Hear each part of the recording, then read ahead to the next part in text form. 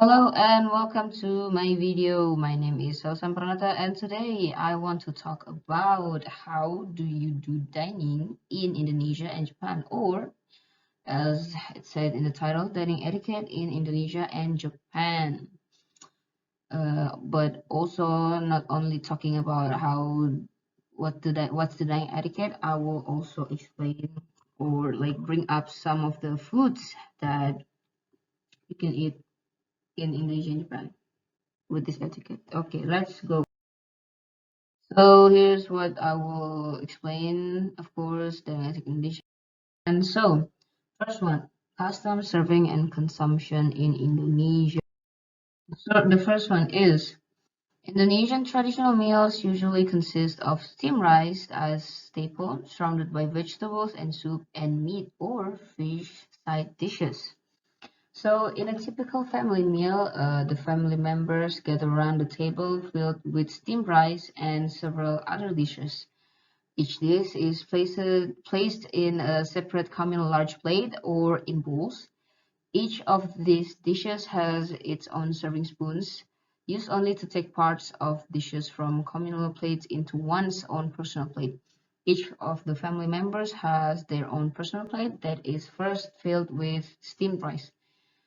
And usually the oldest family member or the husband has to right to initiate the meal, followed by the rest of the family to help themselves with the dishes. Each of them takes some portion of dishes from the communal plates into their own individual plates. Okay, and then next we have so vegetable and fish or meat or and maybe some fried dishes like sambal and this is sambal and kerupuk in Indonesian customs. Unlike in Japanese counterpart, it's quite acceptable to be seen to mix the different flavored dishes in single personal plate during consumption. And then yeah, for example, this one we can see over here that yeah, it's all in one plate and then you can just eat.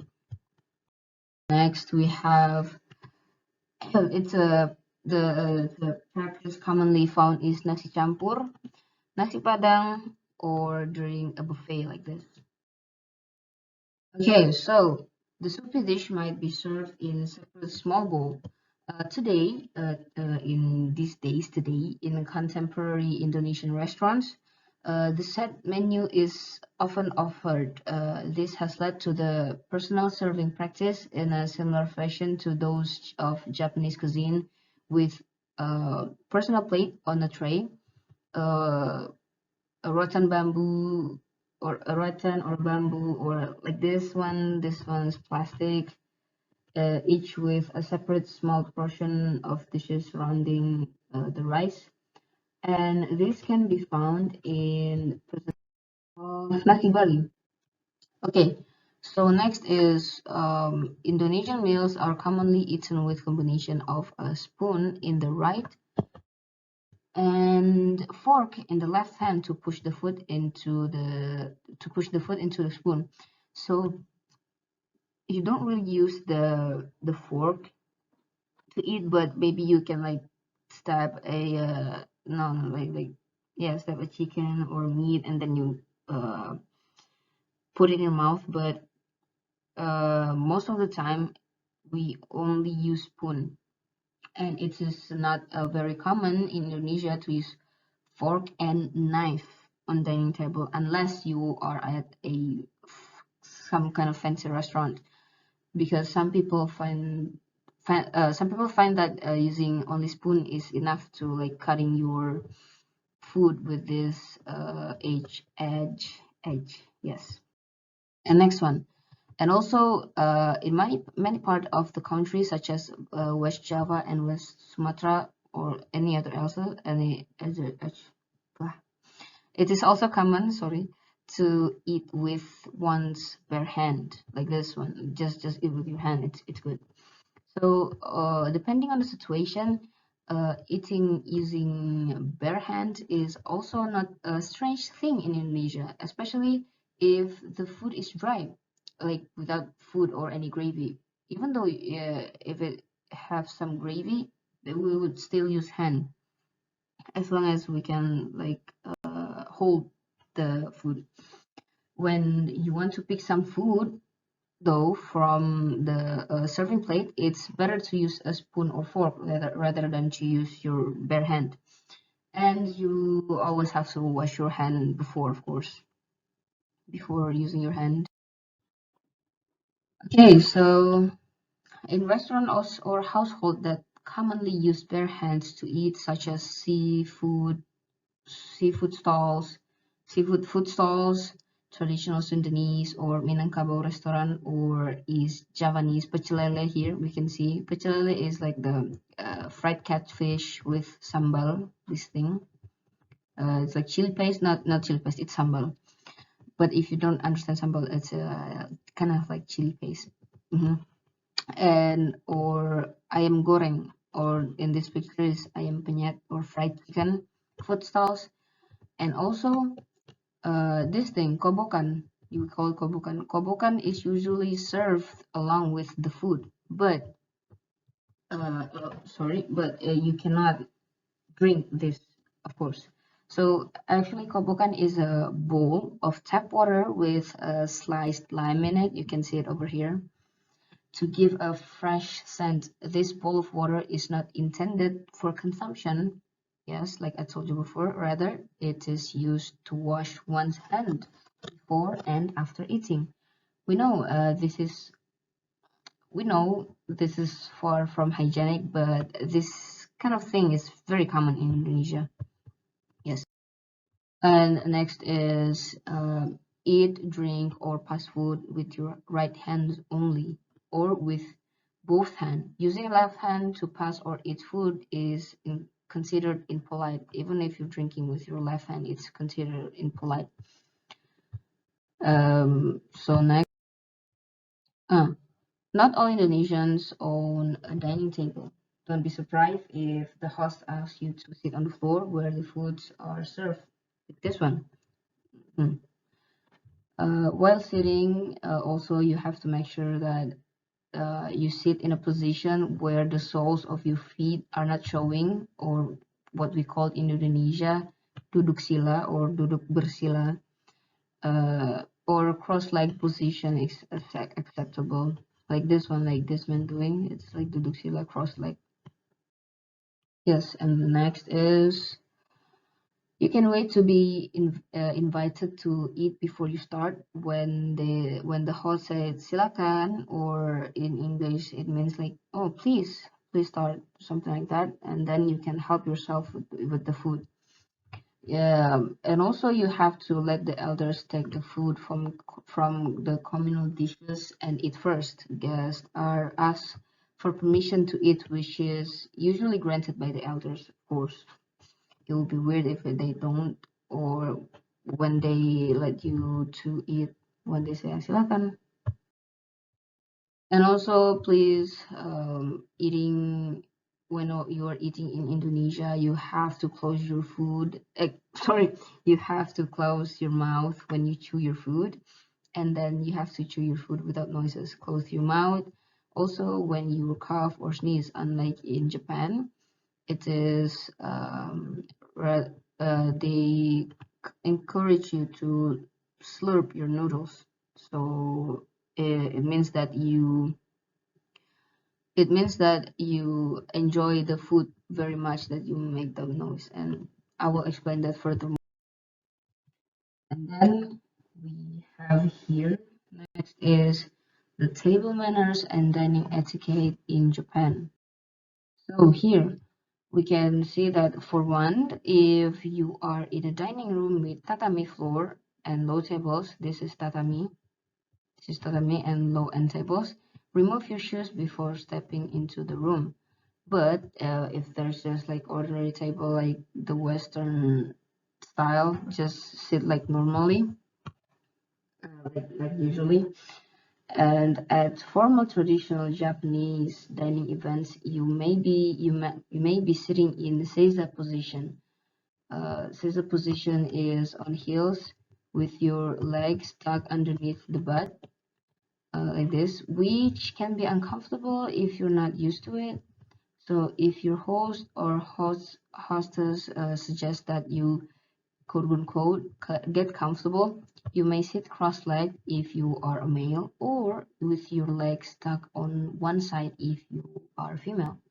But do not do never spread your legs directly out. So here's the eating etiquette we have in Japan. So here we have sometimes disposable or sometimes a warm cloth handed to you by the staff, and an oshibori. This thing is oshibori. It's not for wiping your face and neck. Rather, use it to wipe your hands clean before a meal, and then to keep your fingers clean throughout. And we have do not drink or eat until your Japanese host does, and throughout the meal. Before you start the meal, put your hands together and say "itadakimasu." It means like I gratefully receive this food, and after the meal, you can say "gochisousama deshita." Gochisousama deshita basically means like thanks for a great meal. This is a way you appreciate the cooker, the chef, and also appreciate the food that you've eaten. And next is, while eating, it is not a problem to pick small dishes with your hands and bring them closer to your mouth. It also applied to the rice bowl of rice. You can hold it up to your mouth in one hand and you use your chopstick in other. But you should not raise your food above your mouth because it is considered impolite. And here we have when if you notice here, this person using the end of the chopstick part, because when eating from shared dishes, as it is commonly done at some restaurants such as izakaya, it is polite to use the opposite end of your chopstick or dedicated serving chopstick for moving food, like this one. And also blowing your nose at the table, burping, and audible munching here. It's actually the same as Indonesia. Audible munching are considered bad manners in Japan. Next we have, but in Japanese culture, slurping your noodles shows how much you're enjoying the meal. The slurping process also cools down the noodles and it enhances flavors. So maybe next time you go to Japan, you can you can go ahead and like do the sound to eat your noodles, because you will hear that a lot when you go to, for example, like a ramen restaurant or something. And after finishing your meal, it is generally good manner to return all your dishes to how they were uh, at the start of the meal. So, for example, you have this plate over here, and then so many things here actually. And after you eating, it's better to put them like this, minus the food, of course. Um, and also, this is includes replacing the lids on dishes like this one. You have lids on here, one, two, three, and putting your chopstick back on the chopstick rest or in its paper holder. Okay, next is the chopstick manner in Japan, or what do they call it? Ohashi. For those who not used to using chopstick, getting the hang out of to handle chopstick or hashi might be might be the greatest hurdle when it comes to Japanese etiquette at the dinner table. There are so many, but I will bring up some points here that I think are important. So, how the dining etiquette for chopstick in paper wrapper? So first you have to slide the chopstick out and lay them carefully on the right side of your plate, north, south, blunt connected, and facing north. And you're supposed to make a rest for the chopstick like this one. If you used a pepper wrapper chopstick in a pepper wrapper, you can fold your wrapper and make it like you can tie it and then make it the rest for the chopstick like this. And after you're using your chopstick, you're eating with your chopstick. Uh, you should never let your chopstick touch the table like this one. You have to put it like on your chopstick. Okay, so you use chopsticks with soup or grains of rice, little peanuts, almost everything on your plate, no matter how small, round, or difficult. Never use your fingers. Okay, so chopsticks should always rest together, parallel to each other, most preferably in a north-south line along the right side of the plate on the chopstick rest or on the plate itself. Yes, so you can actually put the chopstick on the plate itself.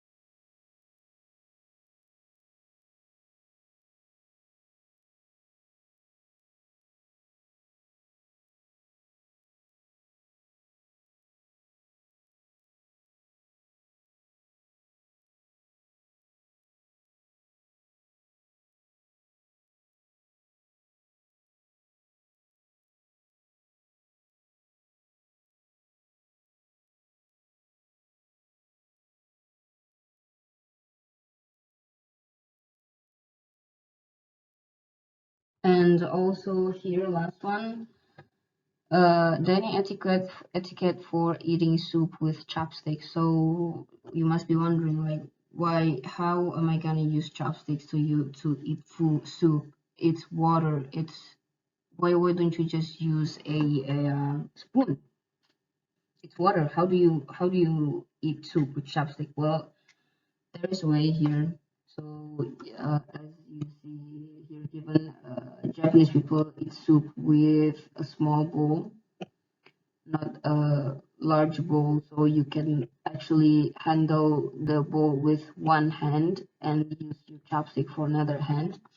So you use the chopstick to lift solid foods out of the soup bowl and into your mouth like this man doing, I think.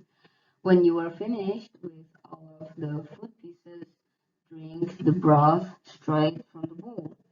Hold the bowl close to your mouth, scooping the food pieces with your chopstick directly into your mouth. And then, after all of the solid food are finished and there's nothing left except the broth, you can rest your chopstick on your chopstick's rest. Do not put it on your table directly. And then hold the bowl with two hands at your lips and drink the broth like a cup of a tea. So that's how you use chopstick to eat soup. So I think that's all.